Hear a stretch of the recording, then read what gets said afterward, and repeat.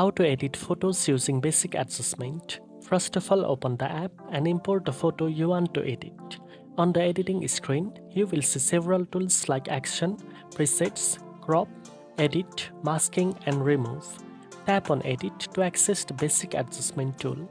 Start with the light section to adjust exposure, contrast, highlight, shadows, whites and blacks, which helps balance the brightness and overall tone of your image. Next, move to the color section to adjust temperature, tint, vibrance and saturation, enhancing or correcting the colors in your photo. You can also explore the effects section to add clarity, dehaze and vignette, giving your photo more depth and detail. Now you know how to edit photos using basic adjustments in Adobe Lightroom. If you found this video helpful, don't forget to like, share and subscribe for more editing and photo enhancement tips.